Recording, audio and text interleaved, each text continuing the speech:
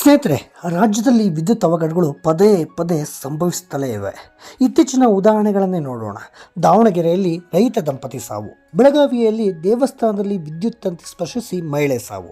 ಈ ಎಲ್ಲ ದುರ್ಘಟನೆಗಳು ಮಾಸುವ ಮುನ್ನವೇ ತುಮಕೂರು ಜಿಲ್ಲೆಯ ಶಿರಾ ತಾಲೂಕಿನಲ್ಲಿ 8 ವರ್ಷದ ಬಾಲಕನೊಬ್ಬ ಸಾವನ್ನಪ್ಪಿದ್ದಾನೆ. ಕೆಇಬಿ ಅವರ ಅಂದರೆ ಬೆಸ್ಕಾಂ ಅಧಿಕಾರಿಗಳ ನಿರ್ಲಕ್ಷ್ಯಕ್ಕೆ ಆ ಮುಗ್ಧ ಜೀವ ಬಲಿಯಾಗಿದೆ. ಆ ಪುಟ್ಟ ಬಾಲಕನ ಕುಟುಂಬ ಆಕ್ರಂದನ, ತಾಯಿಯ ಕೂಗು ಮುಗಿಲು ಮುಟ್ಟಿದೆ. ಹೌದು, ಇದೊಂದು ಬಡ ಕುಟುಂಬ.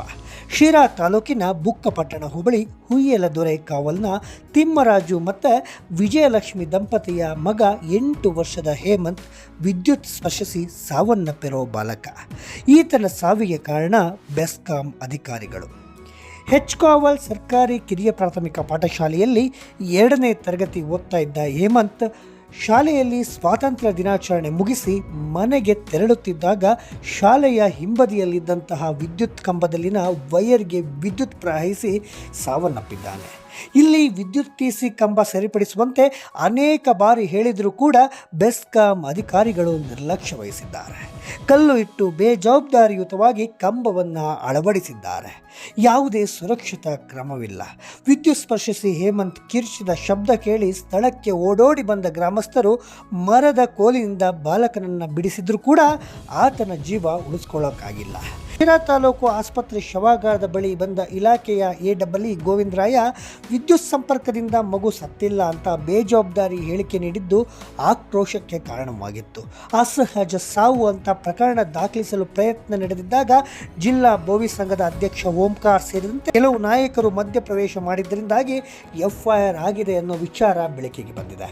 ಮರಣೋತ್ತರ ಪರೀಕ್ಷೆ ಪಾರದರ್ಶಕವಾಗಿ ನಡೆಯಬೇಕು, ತಪ್ಪಿತಸ್ಥರ ವಿರುದ್ಧ ಕ್ರಮ ಆಗಬೇಕು, ಎಡಬ್ಲ್ಯೂ ಮತ್ತು ಎಸ್ಒ ವಿರುದ್ಧ ಶಿಕ್ಷೆ ಆಗಬೇಕು ಅವರಿಗೆ ಅಂತ ಹೇಳಿ ಕುಟುಂಬ ಮತ್ತು ಸಂಬಂಧಿಕರು ಜಿಲ್ಲಾಸ್ಪತ್ರೆ ಶವಾಗಾರದ ಎದುರು ಪ್ರತಿಭಟನೆಯನ್ನು ಕೂಡ ನಡೆಸಿದರು. ಶಾಸಕ CB ಸುರೇಶ್ ಬಾಬು ಆಗಮಿಸಿ ಕುಟುಂಬಕ್ಕೆ ಸಾಂತ್ವನ ಹೇಳಿದರು. ಓಂಕಾರ್ ಪ್ರಕರಣ ಮುಚ್ಚಿ ಹಾಕುವ ಹುನ್ನಾರ ನಡೆದಿದ್ದರ ಬಗ್ಗೆ ಶಾಸಕರ ಗಮನಕ್ಕೆ ತಂದರು.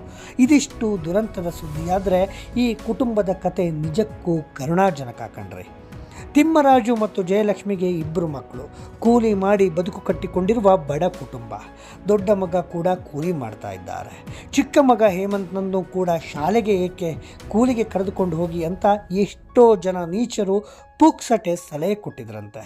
ಆದರೆ ಜಯಲಕ್ಷ್ಮಿಯವರು ನಮ್ಮ ಸ್ಥಿತಿ ಮಗನಿಗೆ ಬರಬಾರ್ದು, ಮಗ ಚೆನ್ನಾಗಿ ಓದಬೇಕು ಅಂತ ಹೊಟ್ಟೆ ಬಟ್ಟೆ ಕಟ್ಟಿ ಓದಿಸ್ತಾ ಇದ್ದರು. ಅಮ್ಮನ ಆಸೆಯಂತೆ ಮಗ ಹೇಮಂತ್ ಓದಿನಲ್ಲಿ ಚುರುಕಿದ್ದ. 2ನೇ ಕ್ಲಾಸ್ ಓದ್ತಾ ಇದ್ದ ಈತ ಶಾಲೆಯ ಎಲ್ಲ ಚಟುವಟಿಕೆಗಳಲ್ಲಿ ಕೂಡ ಭಾಗವಹಿಸ್ತಾ ಇದ್ದಂತೆ. ಸ್ವಾತಂತ್ರ್ಯ ದಿನಾಚರಣೆ ಕಾರ್ಯಕ್ರಮದಲ್ಲೂ ಕೂಡ ಬಹುಮಾನಗಳನ್ನು ಪಡೆದಿದ್ದ. ಇವತ್ತು ಬೆಸ್ಕಾಂ ಅಧಿಕಾರಿಗಳ ನಿರ್ಲಕ್ಷ್ಯಕ್ಕೆ ಕುಟುಂಬದ ಕನಸೇ ನುಚ್ಚು ನೂರಾಗಿದೆ. ತನ್ನ ಪತಿ ತಿಮ್ಮರಾಜು ಅಪಘಾತದಲ್ಲಿ ಗಾಯಗೊಂಡು ಮಾತೇ ಬಾರದಾಗಿದೆ, ಮೂಕರಾಗಿದ್ದಾರೆ.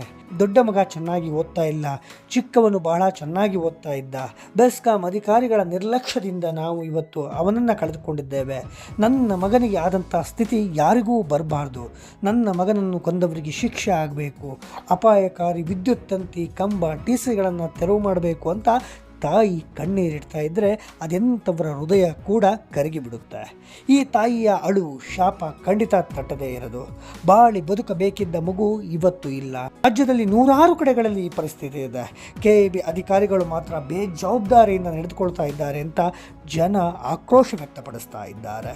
ಈ ಬಗ್ಗೆ ನಿಮ್ಮ ಅಭಿಪ್ರಾಯ ಏನು? ಕಾಮೆಂಟ್ ಮಾಡಿ ಸ್ನೇಹಿತರೆ.